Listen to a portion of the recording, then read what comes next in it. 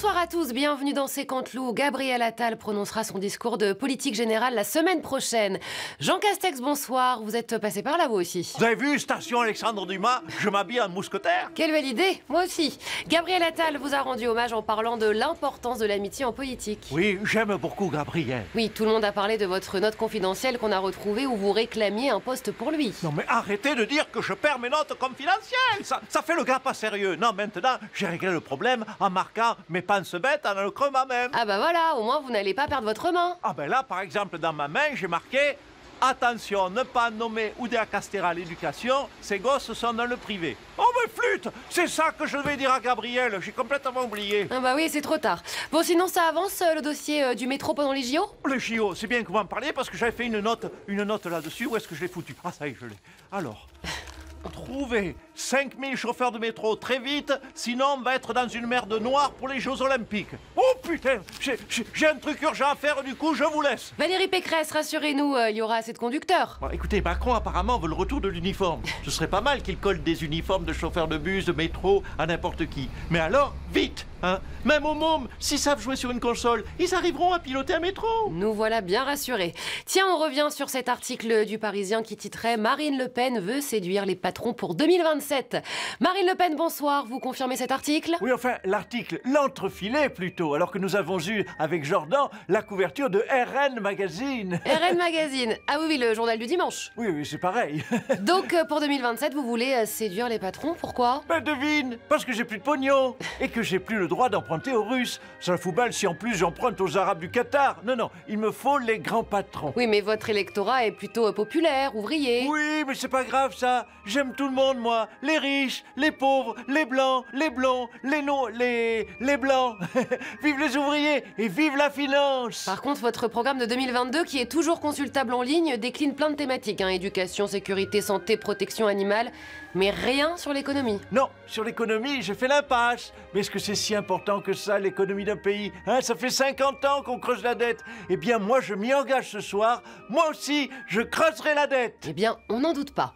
On parle maintenant de cet article. Europe 1 retrouve le sourire, et c'est en particulier grâce aux audiences de Pascal Praud qu'on retrouve maintenant. Regardez.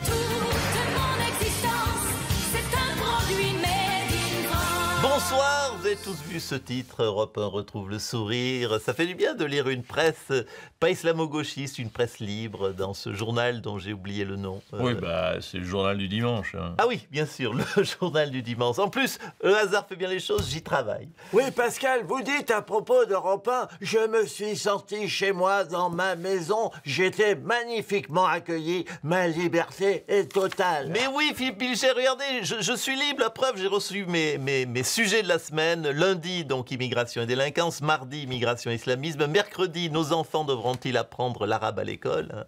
Jeudi, les vrais chiffres de l'immigration clandestine. Et vendredi, là, vous me l'accorderez, c'est plus léger, hein, c'est le vendredi, avec ce sujet, comment l'islam a phagocyté l'équipe de France halal de football. Voilà, des sujets donc variés et sensibles. Est-ce que vous croyez qu'on va me dire quelque chose à la direction d'Europe 1? Oh bah, les connaissants, ils vont vous dire félicitations. Ah, c'est possible.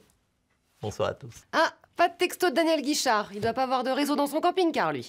On continue de parler de la polémique autour de la ministre de l'Éducation nationale. Bruno Le Maire est notre invité ce soir.